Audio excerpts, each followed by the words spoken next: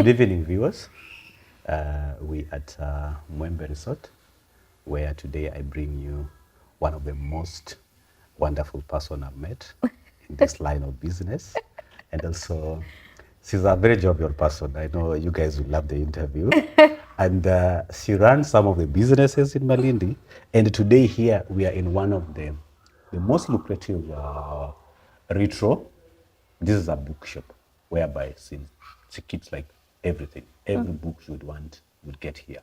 So let me introduce our guest today. Yes. Welcome. Thank you. Very well, thank you. So, what's your name? Okay, so my name is Jean Githinji, and I am the founder and CEO of Retro Publishing. Yes. And so we're a women-owned enterprise, and we specialize in curating, creating, and building brands and ventures that are actually geared towards getting people to appreciate literary and performance arts. Okay. So I believe that appreciation of arts, engaging in arts and culture is one of the ways we create meaning in our lives. And so having access to events, to places that allow you to experience art, to create art, it actually enriches your life. Like, I remember the first time I met you was Yes. probably at a function. Yes. And that is Cleopatra. Yes. Whereby there was some performance. So Yes. you love cultural things. I do. And you do you love also a lot of arts. Yes. So Now, what really inspired you to think of running a bookshop? So first of all, I love books, and I think I've loved books from when I was little. I also write. I'm a writer. You're also a writer? I do. Oh, you have some of the books that you've published? I have. I think you had one copy. Oh, you were these reading are that it. I was reading? Yes. The nostalgia. Yes. Oh! So I write under a pseudonym. Yes. And it's not because I'm trying to hide or anything. I write under a pseudonym because my brand, Jean Githinji, is as my name is associated with some more technical writing and technical ideas. And actually, as a writer, I like to write romance. So I don't want to confuse my readership. I read the first chapter and I realized someone was going for a road trip. Yes. And it was a fancy road trip. I think so. So, Yes. I have not finished how it ended. No, you but get I think there. It ended up Yes. good. Yes, it ended so up these are well. the kind of books you Yeah, have so from? I like to write romance. I love the genre. And I've said this before in other forums when I've been asked. I think,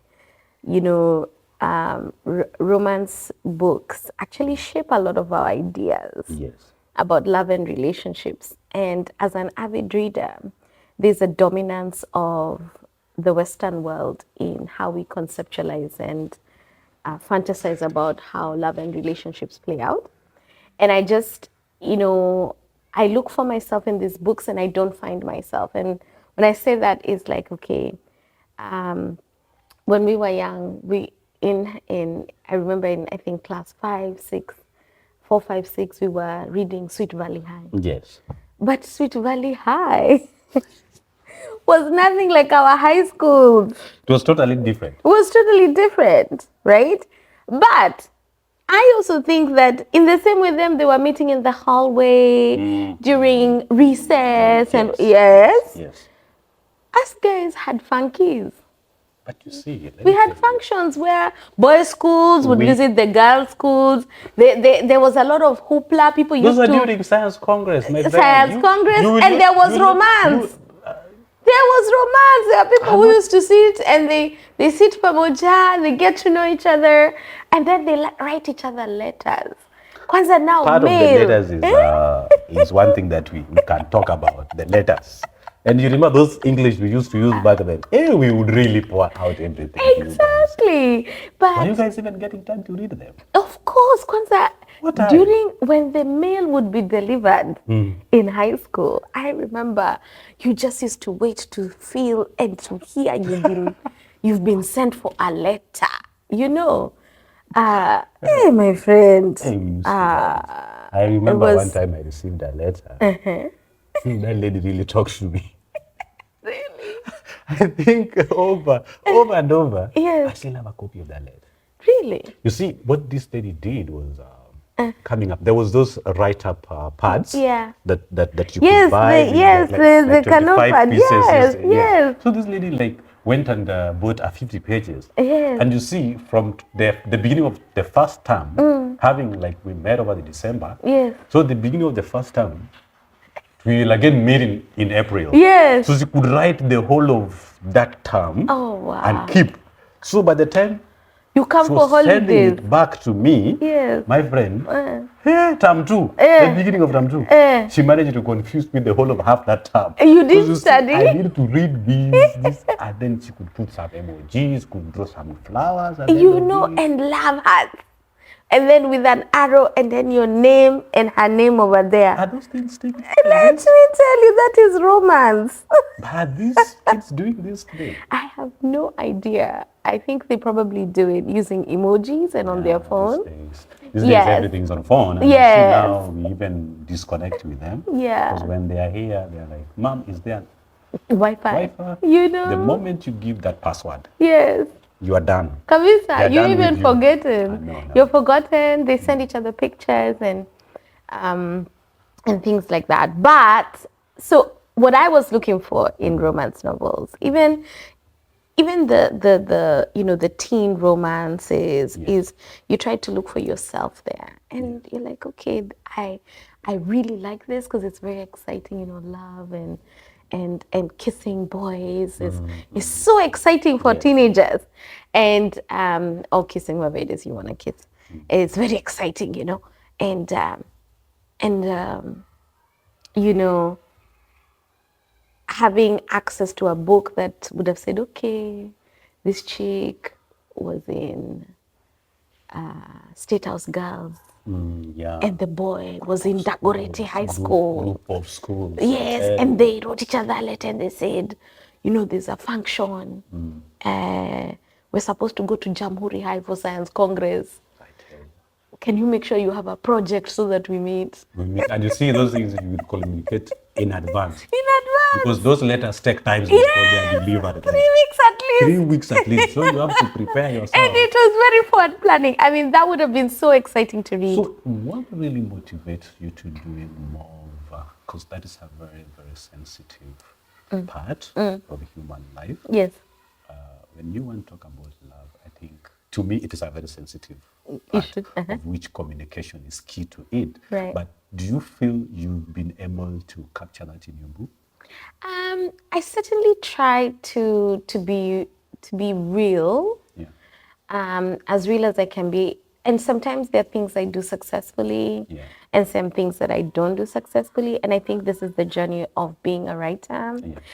Certainly, there's parts of my book I'll go back and I read and I'm like, oh, Jean, what were you writing? But at the same time, you know, I really want to honor the process of becoming better in my writing, because I think sometimes we wait to be perfect and then we miss the opportunity altogether. And I think for a long time I sat on my ability to write because I was waiting to, you know, write the great, you know, I think people say, oh, the great American novel. For me, it was the great Kenyan novel, you know. I want to write this monumental thing that moves and shakes the earth, you know, and but I think what I've learned is that, you know, the writing process is a process you grow into. Certainly until you find your voice and you understand how to move your words in a way that reflects the truest, most authentic part of you that wants to communicate and touch other people.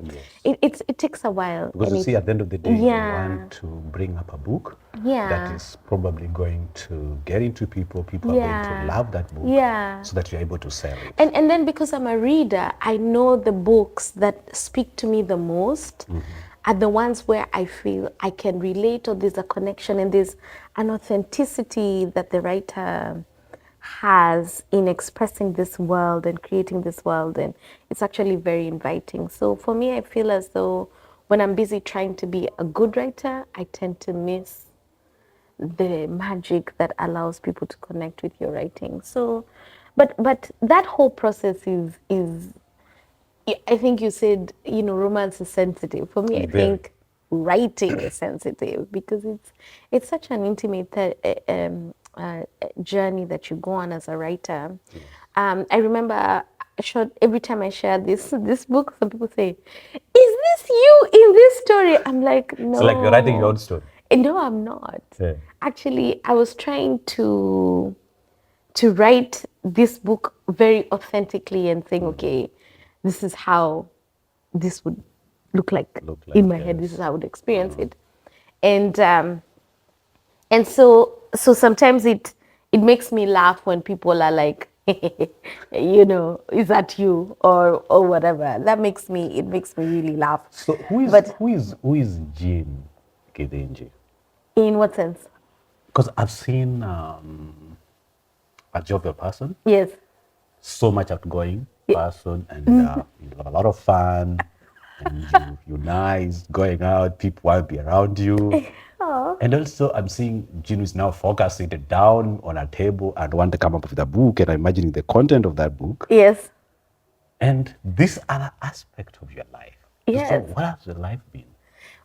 So first of all, like I'm many things, I'm not just one thing, and I try as much as possible to honor all the bits and pieces that form who I am, right? So, and I really try really, really hard to leave, I leave nothing on the table. Yes. Get it all out there. So, I'm very fortunate. I find myself able to, leverage both the analytical side of my brain as well as the creative side of my brain. So I think the part that you interacted with is the creative side. The creative side, I think is taking everything. Dancing, theater. Actually, I was coming up to the dancing. And all of those things. So those things, I think that's the creative side of me. But then I think there's also a deeply analytical part of me that enjoys looking at problems, solving them, deconstructing them, reconstructing them, putting together things. But to be honest with you, I think my biggest heart's desire is to have an impact and to make my life count for something. So, so I grew up in a family of 4 siblings. Yeah, so I'm the third born. So I'm a middle child, and I'm a typical middle child. I'm always looking to be seen because I think sometimes when you're the middle, you get forgotten. You fight for your space. Yes. So definitely I fight for my space. And then my dad was in the military. My mom had a professional career as a secretary for a while, and then she became a homemaker, and then she did farm work, and she still does it today. Yes. And so I've grown up like a typical Kenyan who lived in Nairobi during the 80s and 90s. 80s and 90s. Yes. Typical. Every part of Nairobi? Nearly, but when I turned 18, I left and I went to America for university. Yes. So, and I know those are your formative. You didn't do your university? I did not do my university, yeah. Which university now? I'm in America. So first of all, I went to a small town in Texas called Marshall. Oh, And Texas. That is a town that is so much into. Texas has so many stories. it has very many stories. And Texas is a typical southern There's so many southern Africans. state. Huh? There's so many Africans there. There's there are big diaspora communities, yes. Yeah, in Texas. I think it helps that the weather is not so bad as opposed to, other places where they have really harsh winters, which can be a bit difficult. Yes. And then, of course, it also tends to be, I think Texas is one of the richer states because they have so much oil, but and then the cost of living is a bit lower than most other places in the U.S. So there's a lot of Africans there. So I went to a small town, population 20,000 people. Marshall, Texas is very small. And then one of the universities is East Texas Baptist University, so a small Baptist college. I don't think we were ever more than maybe 1,600, 1,700 Really? students. So Really? very small college. Very Very small college, yeah. Especially because you guys were how many? I don't even go there. So the whole institution, people come out of that place, you will look for the other party. And back then, you see, there were no mobile phones. Mobile phones just started coming the other day. Yes. And I remember I had my first mobile phone was Motorola. Oh, really? C113. That small thing. And we could share it, Bana. People would come and say, hey, Bana, I remember the cheapest credit we were buying was it 250? Really? 200 to 50, yes. Wow. So you guys were rich. Yeah. You see, if someone tells you to call, my friend, you have to summarize what you're going to say. Because we look at credit. I came to, so in the time that I was in the States, I was only able to visit home once in the time that I was studying. And I was out there for maybe almost 11 years. I only came home once. And when I came, that's when I first learned about flashing. Until you flash somebody, they call you back. I didn't know that was a thing. I was like, did someone flash you? No, I was told, nitakuflash. I said, what does that mean? I was so confused. If you guys wanted to make someone know that you want to call them in Texas, what do? You call and say, please, I'm asking, would you mind call me back? No. Or what do you do? What you call people? And you tell them, please call me back. No, you can't call me back. We're doing that because we don't have money. We are using the name that we have to make you know that I wanted to talk to you. So no, the call is, I think here we have it that the person who calls you incurs the charge, right? Of course, yes. No, there it's both. Oh, there is both? Yeah, You can decide who incurs the charge. No, as in... If I place a call? Yeah, so me, I have 20 minutes on my airtime. You have 20 minutes on your airtime. If I call you and we talk for 10 minutes, both me and you have lost 10 minutes. Really? Yeah. So this is not about the dial. We all That's why I remember there's a cell phone service just when cell phones came out where they had unlimited in-network calling, which meant that as long as me and you're on, let's say, Airtel and I'm on Airtel. When we call each other, it doesn't count towards our minutes. Okay. So you get an allocation of minutes per month based on your payment plan. Yes. So in-network calling, it doesn't count. So yeah, so I remember there's one, I can't remember what the name of that company was, but they really made money because then they had a family plan. Yes. So as long as you're on the family plan, I think after 6 p.m. or after 7 p.m., it was free calling. Yeah?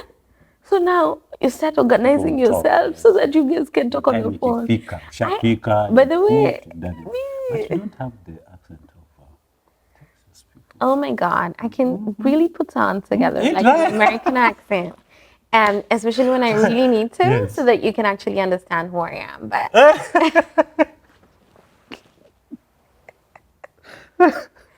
You have to do that. Yes, we need to know. Please, You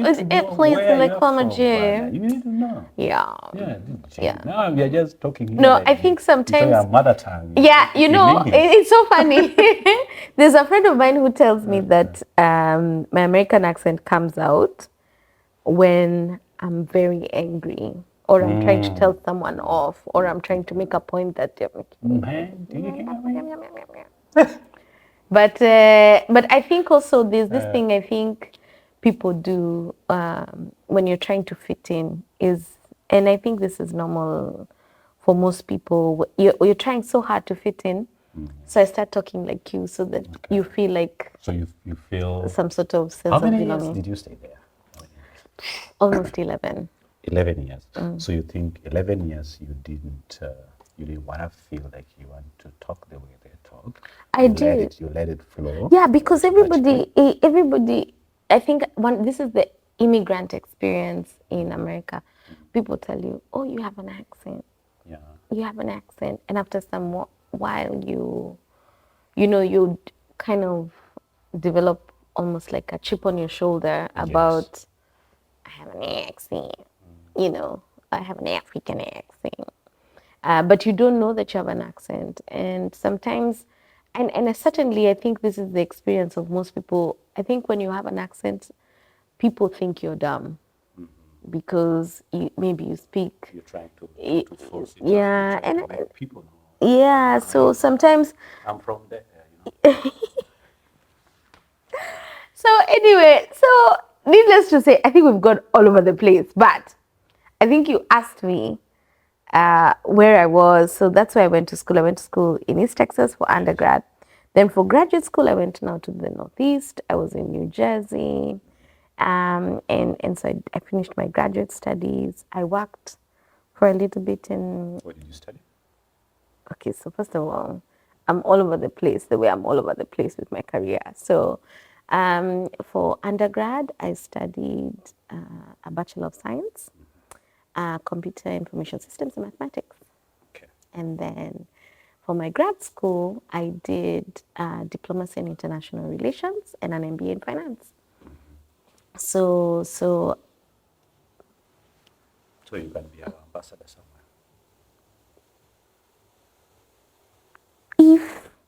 But not really. God bring the opportunity. Now I walk into this place. This Yes. place is quite beautiful. Thank From you. outside. Thank you. This place is so awesome. Oh, and again, thank you. The artwork inside. Yes. Why do I feel like you have a taste of nice things? So actually, like I said, this is the creative side of me. I think I love the process of creation where there's something that exists in my head and going through a process where I bring it to life. It makes me so happy, So like I remember the first time I walked in here, these walls were not, Sophia had just taken out the tiles and this used to be a bar. And so when I walked in, I said to Sophia, I said, oh my God, I want my bookstore here. And I remember saying, bookstore? And I was like, yeah, I've always wanted to start a bookstore, and I'll tell you why. So first of all, I love books, as we saw. I'm a writer. But I also feel like I think a lot of magic happens in bookstores. I think the idea that you can walk somewhere, you can find a book that will possibly change your life or uplift your mood. Yeah, introduce a completely new world to you. Yes. So for me, books have introduced the world to me even before I traveled the world. And so for me, I was like, okay, where do people go to look for that experience? Certainly in Malindi, I mean, we have a lot of bookshops But I think that they're selling so many things. they are It's not selling just a stationery. They're selling stationery and set books and Yes. exercise books and things like Because that. this one of yours, I think it's majorly the bookshop. Yes. You also have an extension outside. Yes, that I with want to see. yeah, Yes. independent bookstore and coffee bar. And the coffee bar. Yeah, so what I want here is to invite people to have intimate events that are centered around, like I said, literary and performance art. So for me, bookstores are some places where a lot of like creating what new worlds begins. So let me give you an example. So like we had the Malindi Afro-Latin Dance Festival over Easter. And we had 150 guests from all over the world. And one of the workshops we did was on sustainability. Actually here. Yeah. Afro-Latin, 150 or thereabouts, a bit more, I think. And they were all from all over Africa, and this was done with Coast Afro-Latin, which like brings together Afro-Latin dance groups along the coastline. So this is also one of your. Yes, this is, yeah. This is one of we established the Malindi Afro-Latin dance community last year in July. So we celebrated our first year anniversary just this past July. Oh, and that's good. 52 Fridays that 52 Fridays. we danced every Dance. yes, I we think that's where I danced. started by seeing some of your clips online. Yes. You have an Instagram account, right? Yes, we And do. I was like, this is quite amazing. I've also come twice. Yes. Yes, because at the golf club, they were like, oh, there's a place people do Roomba. And you see that Roomba in bracket really Yes. attracts so many people. So I found Yes. myself there. Yes. It was a nice evening. Yeah. It was a nice evening, and it's such a nice community. Dance is amazing. It connects us. It allows us to have interactions with people we would not ordinarily meet. Yes. Like when I look at the people I've met through Malindi Afro-Latin, even Coast Afro-Latin, what I've discovered is like I would never have met them anywhere else. Like If you our did worlds would have that never, initiative. yes, they would, our worlds would never cross. Yeah. Exactly. And so you meet all these lovely, interesting people. But when we were here, we used the bookstore to have a sustainability workshop. And we talked about what does it mean to have sustainability in the dance community, in the Afro-Latin dance community, especially because Afro-Latin dance communities are global, so people move around going to festivals. Yes. So how do you do sustainability? How do you contribute to the communities that you're visiting? How do you become meaningful? So, I mean, it was a really nice discussion, and it happened here at the bookstore. And for me, that was gratifying because the bookstore is not just then about the It's books. not just In about the this books. moment, You it's also naturally yeah. So one of the plans we have is to have like a movie night. I think one of the things that I'm quite committed to is creating cinema watching as a cultural event. And I think it's because, we have so many Africans who've made movies, and we don't get to consume as much of our and I know streaming services have helped, right? Like in a Netflix, Showmax, etc. which we can actually upload most of our work. Yeah, and it's really nice, but I do miss the thing of going to a theater and watching a film on a big When was the screen. last time you went to a theater back in Kenya when you came? Have So, you ever gone to any theater around? yes, of course, Of course, Malindi, we don't have a theater. we do. We do. Cleopatra Theater. No, I'm talking of something like cinema. I'm talking like something you go watch movies, those lollipop things. And My friend, of course, I've watched many in Nairobi. I think Nairobi has more access. So that commercial theater is nice. But what I wanted to create was like almost like I remember talking to a friend of mine, and he was like, it sounds like it's an independent theater, and that's a lot of work. And he was right. But at the time I was, I had Googles in my eyes, and I'm like, oh yes, we will do it. I'm committed to it, but it's very expensive. So I mean, we've kind of yes. Yes, I mean, but the other day at Cleopatra, we got the opportunity to show Vutan Kuvute, a film by a Zanzibari. It was based in Zanzibar, but it's a Tanzanian filmmaker. And we had the opportunity to have the star of the show. I think there's also a function there tomorrow. I guess Malindi Got Talent is happening there. Yes.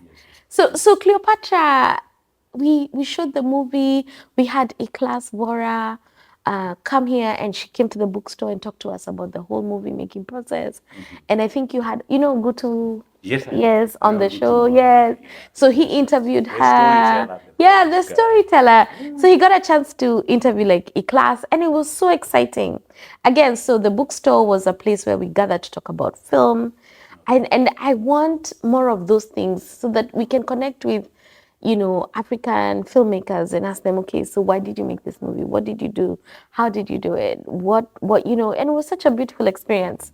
And then, of course, we premiered the movie at Cleopatra for Malindi. My dream is that we would have a Malindi film festival that looks like what they have in Zanzibar, where the local community actually shows up to watch these movies and they get excited about the movies. And it's not just an international audience that gets to enjoy these films. I think bringing up all the stakeholders together and all Yeah. these young artists together Yeah. could be able to realize this. Because I even where know. I sit from, Yeah. I see there's a lot of potential Yeah. in Yeah. this In this enterprise. town. Yeah. And again, the town has not actually exploited a lot when it comes to cultural arts and And everything. then, I'm not yeah. sure what is happening, but that is one part that I think is so dormant, yet we have so many tourists Yeah. coming in that could have been a boost to the Y- whole industry.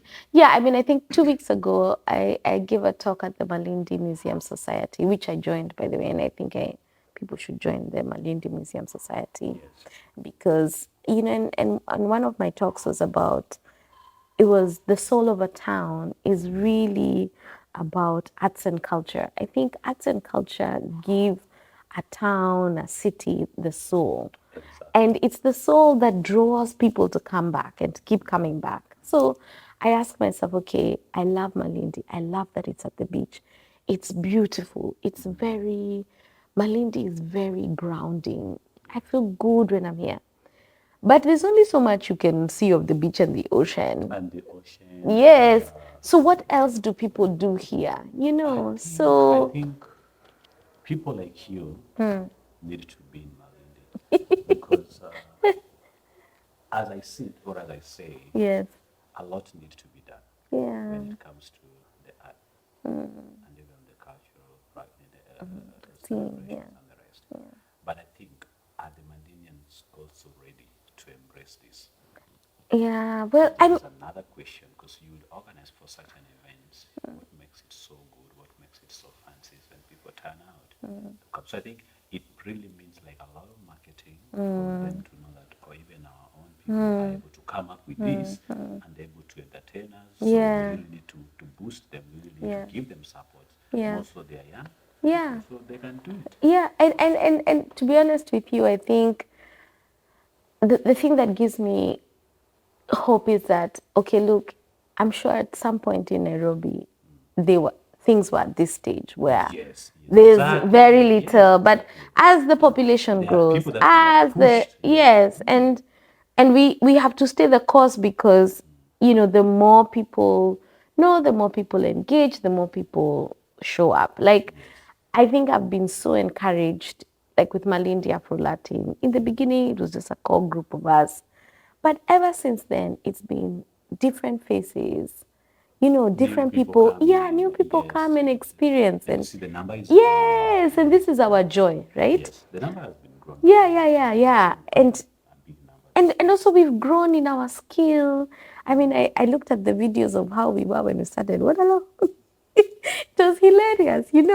So and even with this bookstore, I mean, we just started. We have new and used books. I mean, I just got a new haul of books that I've tried to bring in. On this other side. Yes.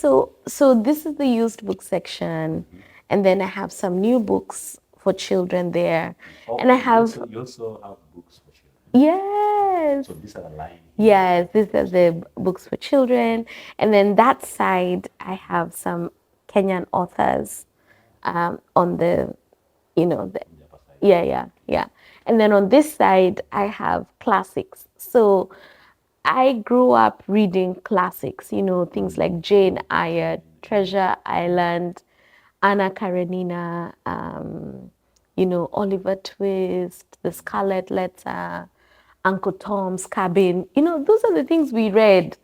And I'm just wondering, oh my gosh, has somebody introduced some young people to Pride and Prejudice? Yes. Have they, like Robin Hood, I'm sure there's a movie somewhere. No, they are right. You see, now the problem is Yes. we really need to develop the culture of reading. Yes. That is one, even Yes. among the young people. Yeah. But this is also one disadvantage that now the system of the network thing has come. Yeah. You find that we are able to access these things Yeah. online. Yeah. Which reduce the number of times. I don't know what is happening so far in the libraries, in most of the institutions. But I remember having a conversation with one of the lecturers, the Pwani. They say, wow, we no longer receive students in the library like we used to. Because once the internet is on, they're able to access them at their comfort. Yeah. So they don't need to come in. Maybe that is also growth of a system. That Yeah. you cannot say, you cannot dispute it being Yeah.